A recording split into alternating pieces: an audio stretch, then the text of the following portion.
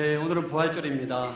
주님께 십자가에서 죽으시고 3일 만에 부활하셔서 저 우편에 또 계시고 세상과 만물을 통치하고 계시죠. 그 예수님을 찬양하고 경배하는 아주 기념된 절기입니다. 그리고 다시 한번 옆 사람에게 예수님께서 부활하셨습니다. 한번 축복하겠습니다.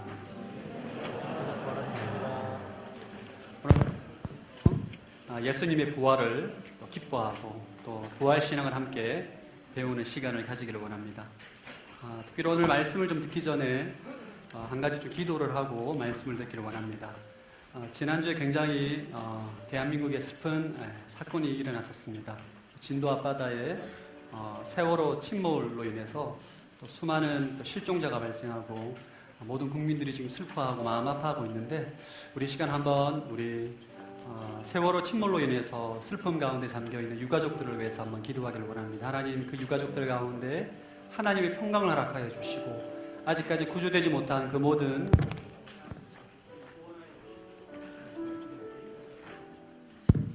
하나님의 구원의 역사와 하나님께서 개입하시는 역사가 나타날 수 있도록 주님 은혜와 자비와 은총을 베풀어 주십시오. 우리 세월호 또 유가족들을 위해서 하나님의 구원을 위해서 함께 합심으로 한번 기도하겠습니다.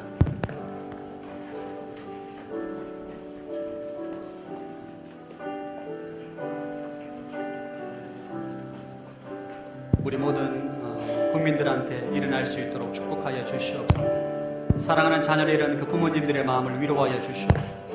하늘의 주님, 부모님, 그들 가운데 충만하게 나타날 수 있도록 부어 주시옵소서. 하나님, 모든 날씨와 모든 조류와 모든 바람을 주관하여 주셔서 사람들을 구조하기에 적합한 날씨로 풀어주시고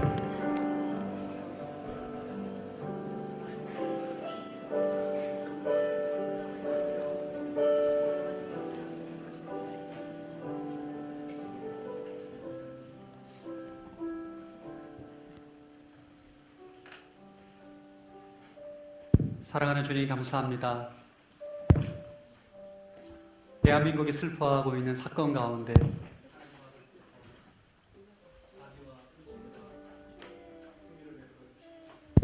하나님의 구원이 나타날 수 있는 은혜가 있게 하여 주시옵소서. 자녀들의 슬픔 가운데, 절망과 아픔 가운데 있는 우리 부모님들의 마음을 위로하여 주시고 그 10년 가운데 하늘의 평강을 허락하여 주시사 주님, 사고로 인해서 슬퍼하는 모든 유가족들을 지켜주시고 보호하여 주시옵소서.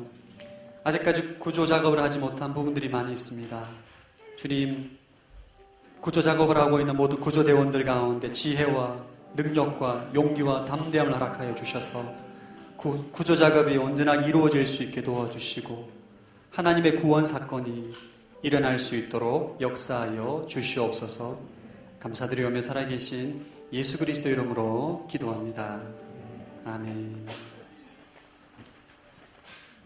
아멘. 예, 여러분 계속적으로 기도해 주시기 바랍니다. 온 나라적으로 지금 많은 사람들이 중보하고 있는데 인간이 만들어낸 인재 가운데 하나님의 자비와 긍휼과 은총이 필요한 시점입니다. 오늘 말씀은 예수님께서 회당장 야이로의 딸을 다시 살리시는 죽은 자가 다시 살아난 사건을 함께 말씀을 나누기를 원합니다. 오늘 마이크가 조금 안 좋은데 괜찮나요? 마이크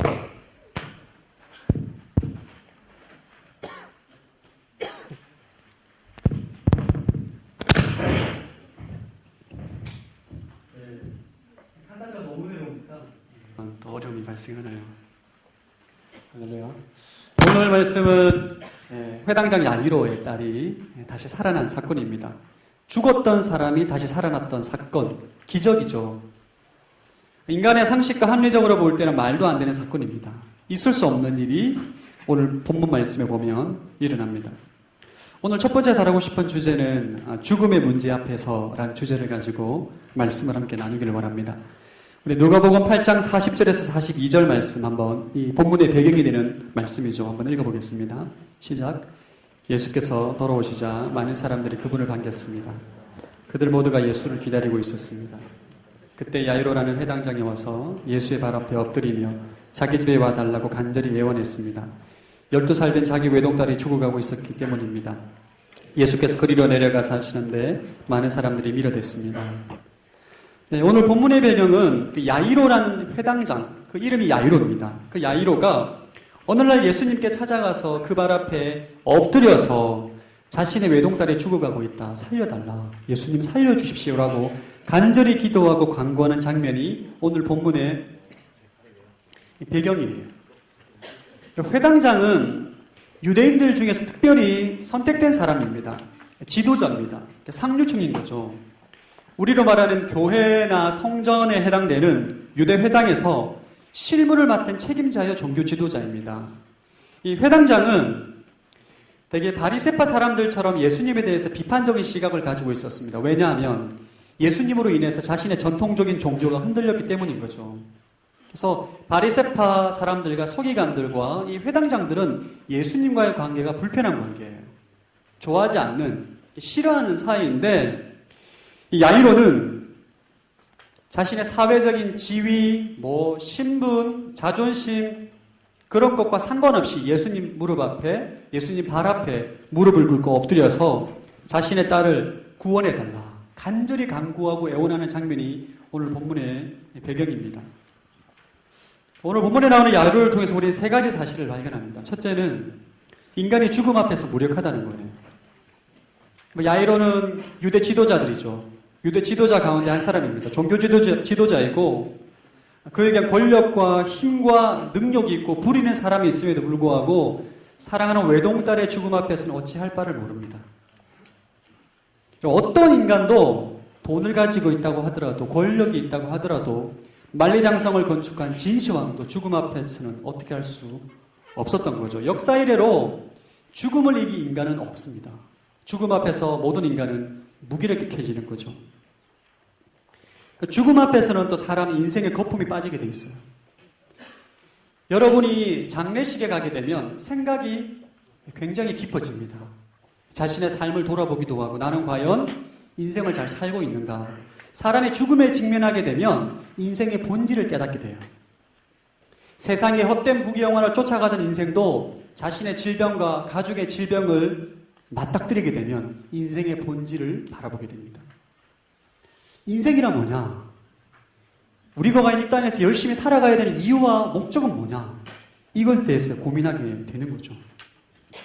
두 번째는 야이로를 통해서 우리가 발견하는 두 번째는 인간이 죽음의 문제 앞에서 하나님께 무릎을 꿇는다는 거예요. 교만한 사람, 강박한 사람 이런 사람들도 죽음의 문제 앞에서 직면하게 되면 무릎 꿇게 되어 있습니다. 제 아무리 공부를 잘하고 능력이 있고 학벌이 좋고 권세와 능력이 있는 사람도 죽음의 문제 앞에서는 무릎을 꿇게 되어 있어요. 회당장은 유대 사회층 지도자입니다. 그 회당장이 나사렛의 목수는 그 당시 지역에서 굉장히 비천한 직업이었는데 나이도 30세 청년이네요. 쉽게 말하면 장로님이 청년부 회장한테 무릎을 꿇은 거죠. 할렐루야. 네, 좀 웃어주세요, 여러분. 너무 진지하셔서. 사람은 죽음 앞에서 절대자 앞에 무릎을 꿇게 돼 있어요. 제가 목회자다 보니까 병원 신방을 자주 가는데 병원에 신방에 가면 굉장히 나타나는 특징 중에 하나가 대개 아버님들이 많이 그러세요. 젊은 날에 돈을 벌기 위해서 가족을 부양하기 위해서 열심히 일만 하던 아버지, 마음이 강팍하고 아무리 아내와 딸이 복음을 말하고 진리를 말해도 듣지 않던 아버지가 어느 날 갑자기 찾아온 가난 말기를 발견하게 됩니다. 아무런 소용이 없는 거예요. 돈도 필요 없고 사랑하는 아내와 자녀들도 자신이 어찌할지 모르는 그런 죽음의 문제 앞에서 그는 절대자 앞에 무릎을 꿇게 돼 있어요. 제가 병원 신방 가서 대개 암말기에 죽음을 눈앞에 목전 앞에 두고 있는 강팍한 아버님에게 복음을 전하면 거의 다 복음을 받아들입니다. 눈물로 회개합니다. 자신의 인생을 잘못 살았다는 거죠. 내가 열심히 하면 잘 먹고 잘 살 줄 알고 가정을 복양하는 것이 내 인생의 의무인 줄 알고 열심히 살다가 인생의 죽음 앞에서 하나님의 존재와 나의 존재를 발견하게 되는 거죠. 눈물로 회개하고 예수님을 영접하게 됩니다. 저도 마찬가지, 저는 27살, 24살 때 동생의 죽음 앞에서 하나님께 무릎을 꿇게 됐어요. 하나님께서 이런 나이지만 24살 때는 굉장히 육체의 정욕과 안목의 정욕이 발달한 나이입니다. 24살 때 예수님 믿기가 쉽지가 않아요. 그때 주님 앞에 무릎을 꿇었던 이유는 가족의 죽음 앞에, 가족, 사랑하는 동생의 죽음의 문제 앞에 직면하게 될 때에 하나님을 찾게 된 거죠. 야이로를 통해서 세 번째 발견하는 것은 예수님은 우리를 절대 외면하지 않는다는 거예요. 죽음의 문제 앞에 절망과 낙심과 좌절과 무기력한 마음으로 주님 앞에 나와서 무릎을 꿇는 인생들 가운데 주님께 절대로 외면하지 않는다는 거예요. 야이로를 외면하지 않았고 혈루병으로 12년 동안 모든 재산을 탕진하고 사회로부터 격려당했던 혈루병 여인을 외면하지 않았고 지붕을 뚫은 중풍병자를 외면하지 않았고 여리고에서 예수님께 고함 지르던 여리고 맹인을 외면하지 않았고 자신의 딸을 살려달라는 이방인 가나안 여인을 절대 외면하지 않으셨습니다. 사랑하는 여러분, 여러분 인생 가운데 절망적이고 여러분의 힘과 능력으로 도저히 해결할 수 없는 그 문제를 가지고 우리는 어떻게 해야 되는가? 예수님 발 앞에 나가야 된다는 거예요. 이 말씀을 듣고 오늘 설교 말씀을 듣고 여러분 주님께 나아가는 축복이 있게 되기를 바랍니다. 우리 힘으로 어떻게 할 수 없는 인생의 문제 앞에서 우리가 어떻게 해야 되는가? 답은 한 가지밖에 없습니다. 예수님께 나아간다. 그러면 우리를 사랑하시고 긍휼과 은총과 자비가 풍성하신 예수님께서 우리 인생의 문제, 죽음의 문제, 절망의 문제, 이 고난의 문제를 반드시 해결하시고 구원해 주신다. 오늘 본문 말씀을 통해서 우리에게 가르쳐주고 있습니다. 오늘은 부활절입니다. 부활. 이 부활절은 부활에 있기까지 반드시 전제가 되어야 하는 것이 죽음이에요. 인간의 죽음. 부활과 죽음을 다른 비유적인 뜻으로 해석하지 마십시오. 인간은 죽을 수밖에 없는 존재입니다. 여러분은 죽게 돼 있어요. 언제 죽느냐가 문제인 거지 인간은 반드시 죽음을 맞이하게 돼 있습니다. 이 죽음의 문제를 예수 그리스도께서 해결하셨다. 오늘 본문의 핵심 메시지인 거죠. 여러분이 인생을 살아가다 보면 수많은 죽음을 맞이하게 됩니다. 여러분 친구의 죽음, 부모님의 죽음, 사랑하는 가족의 죽음, 연인의 죽음, 수많은 죽음 가운데 그리스도인들은 이 죽음을 어떻게 대해야 하는가, 바라봐야 하는가, 오늘 야이로의 말씀을 통해서 함께 배우기를 원합니다. 죽음을 대하는 그리스도인의 태도, 오늘 세 가지를 좀 본문을 통해서 살펴보기를 원합니다. 세 가지. 우리 49절 말씀 한번 읽어보겠습니다. 49절 시작. 예수께서 말씀을 채 마치시기 전에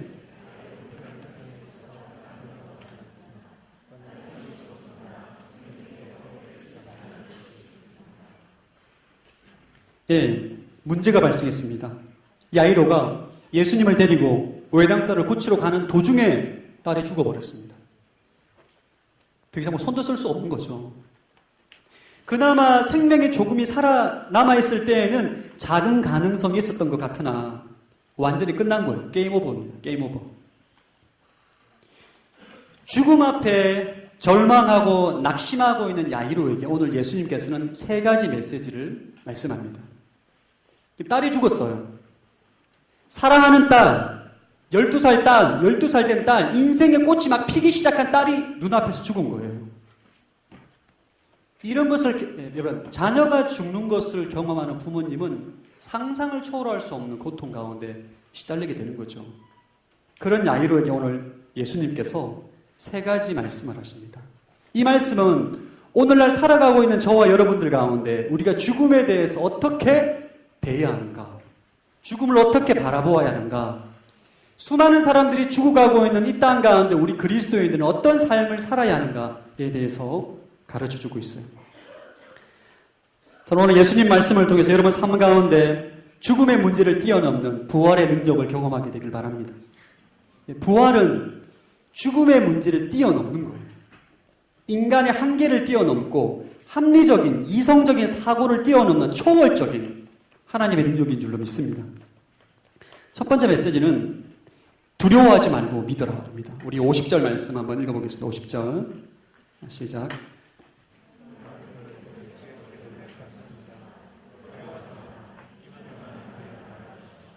예, 성경책에 두려워하지 마라 줄을 그어주시고 믿기만 하면 줄을 그어주시기 바랍니다. 예수님께서 지금 야이로에게 두려워하지 말고 믿기만 해라. 그러면 아이가 나을 것이다. 기적이 일어날 것이다.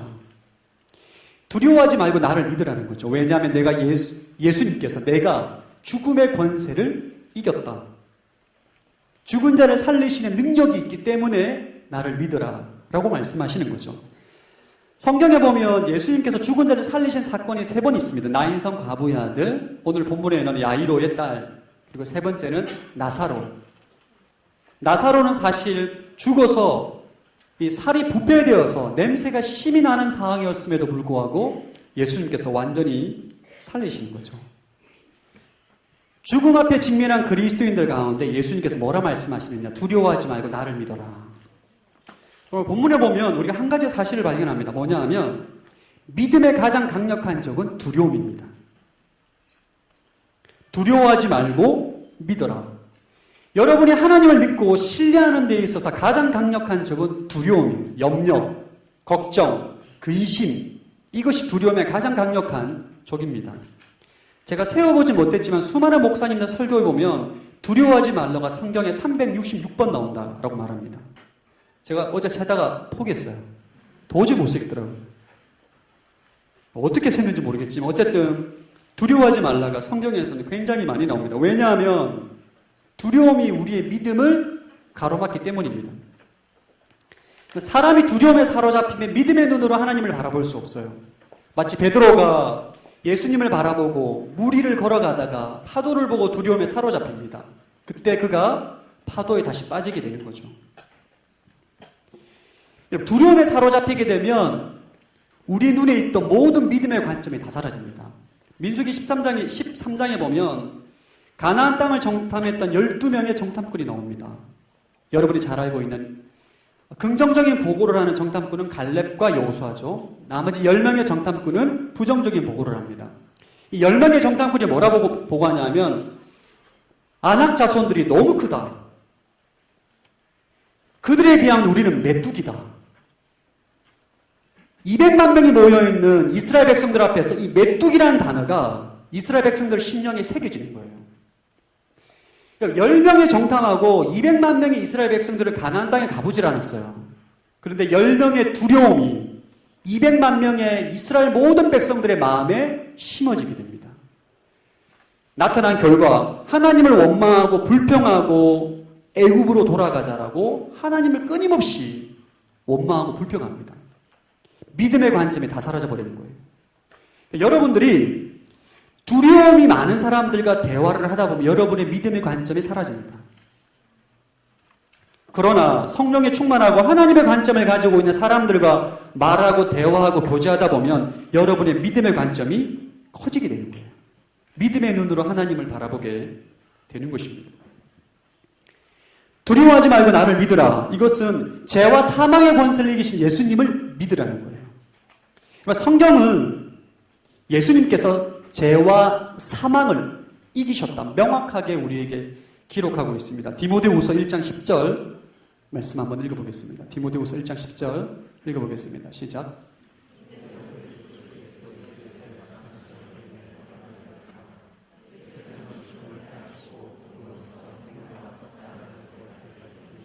디모데후서에서 예수님께 죽음을 패하셨다. 죽음과 싸워서 이기셨다. 죽음을 완전히 패하신 거예요. 이 죽음은 사실 죄로 인해서, 죄의 결과로 인해서 우리 인생 가운데 찾아오게 된 것인데, 저주인데 주님께서 죽음을 패하셨다는 거예요. 싸워서 이겼다. 이것을 믿으라는 거예요. 여러분 믿으십니까? 아멘. 크게 해주세요. 믿으십니까? 아멘. 계시록 1장 18절 한번 읽어보겠습니다. 시작.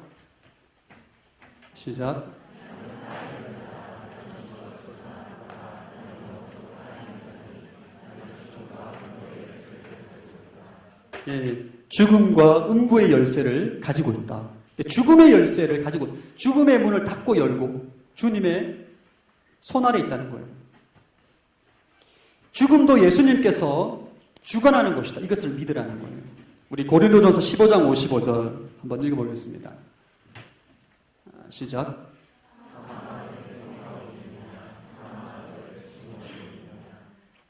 사망아 내 승리가 어디냐? 사망아 내 독침이 어디 있느냐? 더 이상 예수 그리스도 앞에 죽음이 힘을 발휘하지 못한다는 거예요. 여러분, 죽음은 세상의 모든 사람을 다 삼켰지만 예수 그리스도를 삼키지 못한 거예요. 죽음의 권세를 파하셨다. 오늘 본문에서 주님께서 우리에게 뭐라 말하냐면, 죽음의 문제 앞에서 직면한 저와 여러분이 죽음을 바라볼 때 무엇을 기억해야 되는가? 예수님께서 죽음의 문제를 파하셨다는 거예요. 이것을 믿으라는 거예요. 아멘. 그것을 믿으라는 거예요. 상황과 환경과 여건을 보고 믿지 말고 죽음의 권세를 파하시고 죽음과 음부의 열쇠를 가지고 계신 예수님의 능력을 믿으라는 거예요. 저를 한번 따라라. 믿음이 하늘 창고의 열쇠이다. 이런 믿음은 기적을 만들어냅니다.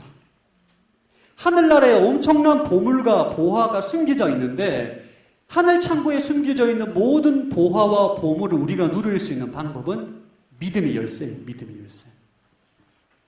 그리스도 안에 있는, 여러분, 그리스도 안에는 생명도 있고 기적이 있고 치유가 있고 능력이 있고 권세가 있어요. 여러분, 사복음에서 누가복음 계속 우리가 보면 알 수 있는 것처럼 예수님은 수많은 병자를 고치시고 귀신을 떠나보내시고 죽은 자를 살리시고 그의 입술에게 신령한 하나님 말씀이 선포되어지고 무리를 걸으시고 자연 만물을 통제하시고 바람과 파도를 통치하신 하나님의 능력, 예수 그리스도 안에 있다는 거예요.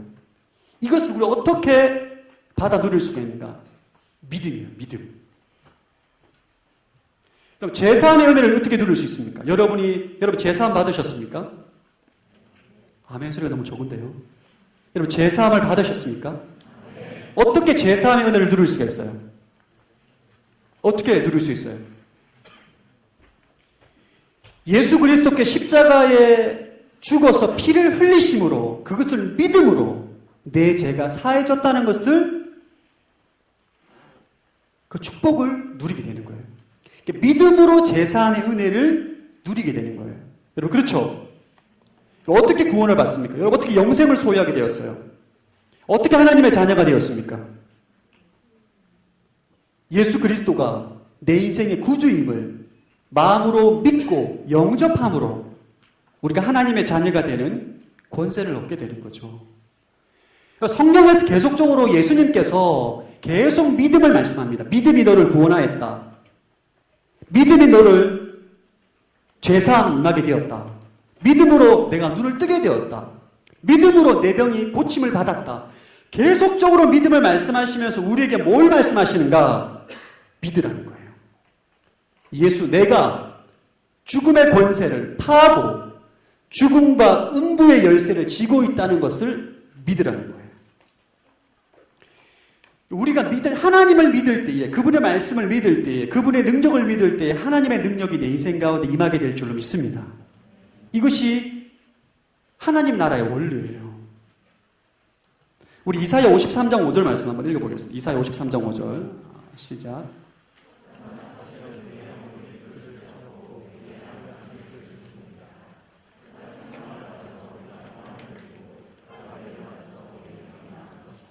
이 말씀은 구약의 이사야가 예수 그리스도의 십자가 사건을 예언했던 말씀입니다.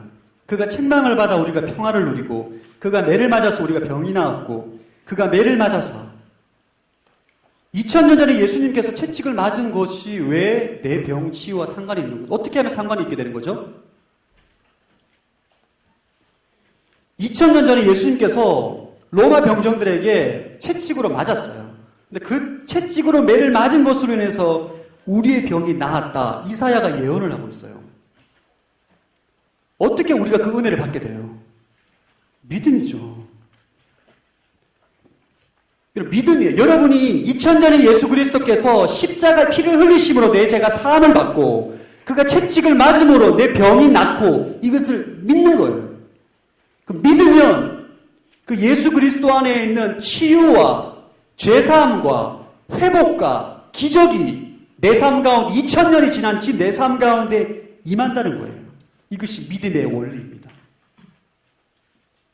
마찬가지로 죽음의 권세를 파하신 예수 그리스도를 믿으면 우리에게 주어진 죽음의 권세를 이길 수 있다는 거예요. 이 죽음의 권세를 극복할 수 있다는 거예요. 여러분 인생 앞에 죽음의 문제, 절망적인 문제, 여러분이 힘으로 도저히 감당할 수 없는 상황 가운데 여러분이 만왕의 왕이신 예수 그리스도를 믿으면 그리스도 안에 있는 하나님의 능력이 여러분 인생 가운데 임하게 된다는 거예요. 아멘. 이것이 성경에서 말하고 있는 놀라운 영적인 비밀입니다. 예수님께서 여러분 누가복음 1장부터 끝장까지 마태복음, 마가복음, 요한복음 끝까지 주님께서 뭘 말씀하시는가? 믿음. 내 믿음이 너를 구원하였다. 계속 믿음을 말씀하시는 거예요.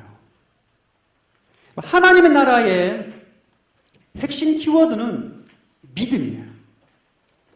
여러분이 두려워하지 말고 상황과 환경을 보고 두려워하지 말고 믿으라는 거예요.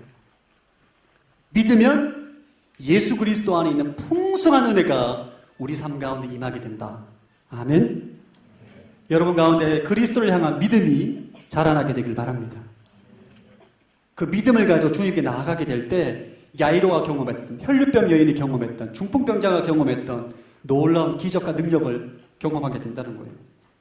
두 번째, 죽음을 대하는 그리스도인의 태도는 부활의 소망을 가지라 입니다. 두려워하지 말고 믿어라. 두 번째는 부활의 소망을 가지라. 죽음을 바라보는 우리 그리스도인들은 여러분 부활의 소망을 가져야 돼요. 우리 52절 말씀 한번 읽어보겠습니다. 52절 시작.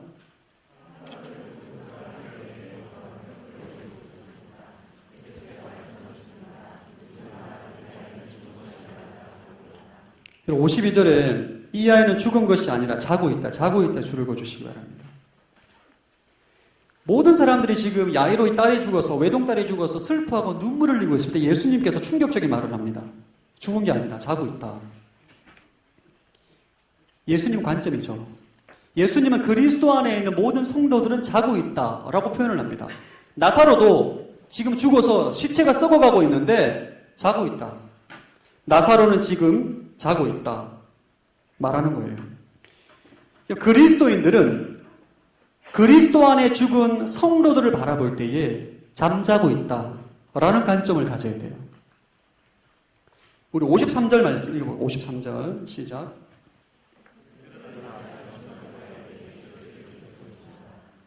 네, 세상 사람들, 그 주변에 있는 사람들은 예수를 비웃습니다. 말도 안 된다. 무슨 애가 자는 것이냐.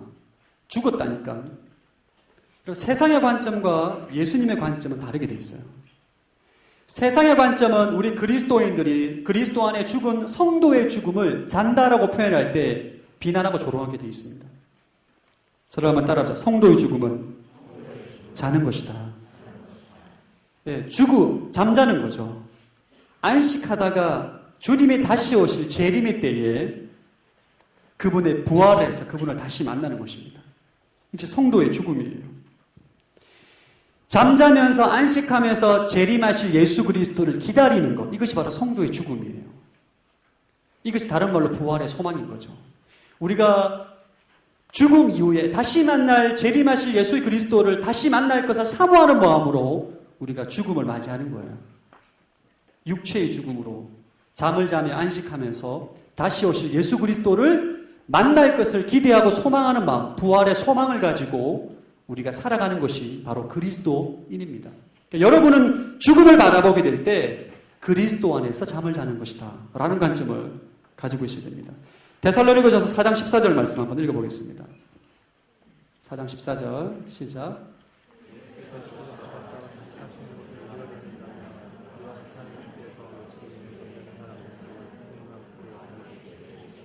예수로 인해 잠자는 사람들, 그리스도 안에 죽은 사람들이에요. 예수님은 지금 야이로의 딸이 죽은 것을 잠을 잔다라고 말씀을 하시고 이 야이로의 딸을 다시 살리시는 사건을 일으킵니다. 54절 말씀 한번 읽어보고 54절 시작.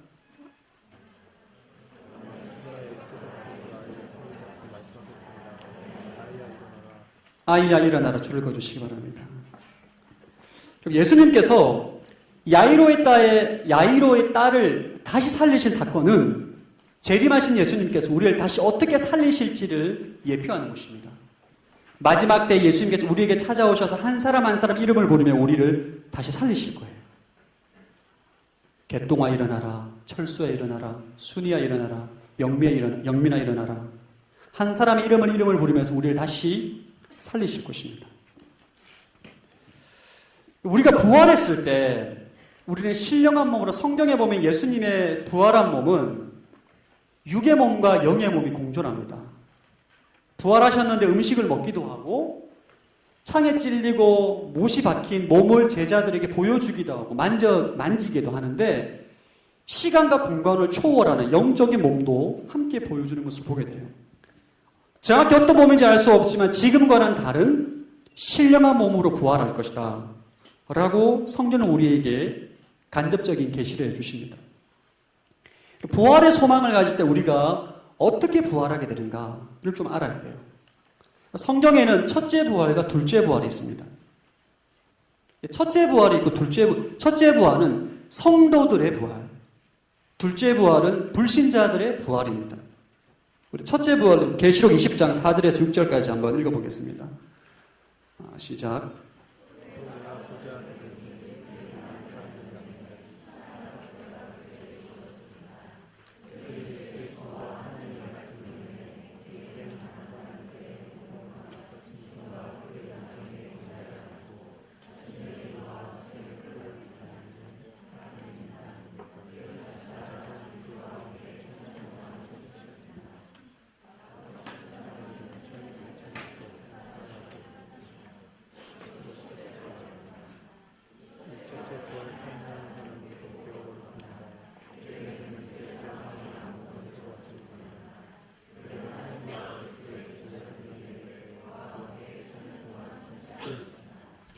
예, 믿는 사람은 여러분, 믿는 사람들과 믿지 않는 사람 모든 사람들이 부활을 하는데 계시록에서는 특별히 믿는 사람들의 부활을 첫째 부활, 먼저 부활하는 거예요. 먼저. 불신자들보다 먼저. 주님 재림하실 때 먼저 부활을 하시는데 20장에 보면 예수를 증거하고 하나님 말씀으로 인해서 목배임을 당하고 순교를 당한 사람들이 부활을 해서 그리스도와 함께 1000년 동안 통치를 한다. 첫째 부활이라는 거예요. 주님께 첫째 부활한 성도들도 여러분 하나님의 심판대 앞에 서게 됩니다. 이들의 심판은 구원에 관련된 심판이 아니라 상급에 관련된 심판을 받게 되는 거예요. 여러분, 저와 여러분은 부활을 하고 난 다음에 그리스도 앞에 심판을 받게 되어 있습니다. 이 땅의 삶을 어떻게 살았느냐, 거룩하고 순결하고 믿음으로 살았느냐, 아니면 세상 부귀를 추구하고 이 땅의 것을 추구하며 살았는지에 따라 불시험을 당하게 되어 있어요. 인생을 건물로 치자면 주님 보시기에 아름다운 거룩하고 의롭고 믿음의 삶을 살았던 인생은 금과 은과 보석으로 건물을 짓는 것이고, 세상의 부귀명화와 헛된 것에 따라 인생을 살아갔던 사람은 그 건물을 나무와 풀과 짚으로 건물을 짓게 되는데, 마지막 하나님의 심판대 앞에서 불시험을 당하게 되면 풀과 나무와 짚으로 인생을 건축한 인생은 다 타버리고 부끄러울 구원을 받게 될 것이다. 우리에게 말씀해주고 있어요. 부활의 소망을 가지고 있는 사람들이 이 땅에서 어떻게 삶을 살아가야 하는지를 알게 됩니다. 우리의 삶에 영원한 생명이 보장되어 있기 때문에 이 땅의 것을 추구하는 것이 아니라 영원한 것을 위해서 내 인생을 투자하게 되어 있어요. 영원한 생명과 영원한 나라를 위해서 내 시간과 물질을 투자하게 되어 있어요. 제가 지난주에 어떤 집사님을 상담을 했는데 이분이 은혜를 받으셨어요. 남편분이 회계사한테 엄청나게 은혜를 받으신 거예요.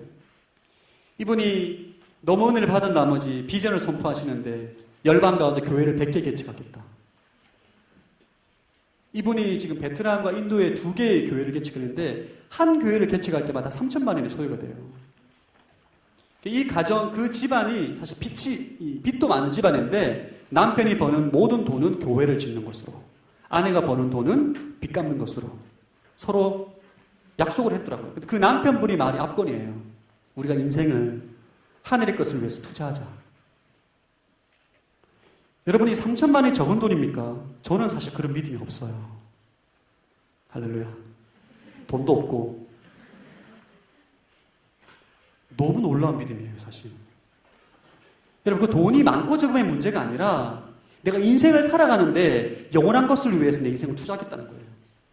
그것이 그분에 있는 교회를 개척하고 헌당하는데 그 인생의 목표를 삼은 거죠. 근데 사실 그분이 그런 분이 아니거든요. 굉장히 이성적이고 합리적인 분인데 사례 완전히 변했어요. 둘째 부활, 불신자들의 부활은 심판에 관련된 부활입니다. 믿지 않는 사람들도 육신의 죽음 이후에 부활을 하게 됩니다. 최후의 심판, 백보자 심판이라고 하죠. 예수 그리스도 앞에서 생명책에 기록된 행위대로 그가 심판을 받게 되고, 그가 예수 그리스도 생명책에 기록되지 않음으로 인해서 영원한 불목, 둘째 부활, 신령한 몸을 가지고 죽지도 않고 썩지도 않고 불타지도 않고 죽지도 않는 몸으로 지옥에서 영원토록 절규하며 살아가게 되는 둘째 사망의 해를 받게 되는 게 둘째 부활을 받은 인생의 결론입니다. 우리 계시록 20장 13절 14절 한번 읽어보겠습니다. 시작.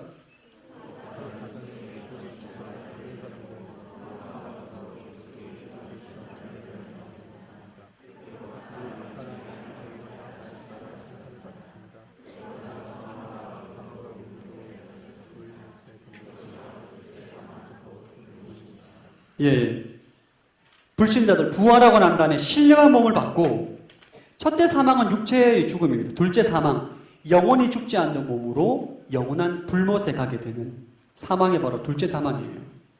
우리가 부활의 소망을 가지고 살아갈 때 우리가 영원한 생명과 영원한 심판이 있다는 것을 기억해야 돼요.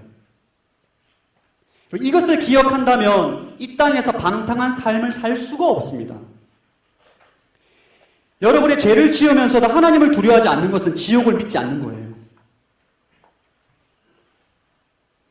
하나님의 심판을 두려워하지 않는 것입니다. 믿지 않는 거예요. 부활의 소망을 가지고 살아간다는 것은 영원한 생명이 있고 하나님의 심판이 있고 영원한 지옥이 있다는 것을 믿고 살아간다는 거예요. 자, 여러분들이 부활의 소망을 가지고 영원한 생명의 인생을 투자하며 살아가는 인생이 되길 바랍니다. 저와 여러분의 인생이 되어야 돼요. 부활의 소망을 가지고 살아가는 믿음의 선진들은 그의 인생이 상상을 초월합니다. 죽음을 초월해요. 우리 히브리서 11장 36절 38절, 부활의 소망을 가지고 살아가는 믿음의 선진들의 삶이 어땠는가? 상상을 초월한 삶을 삽니다. 한번 읽어볼까요? 시작.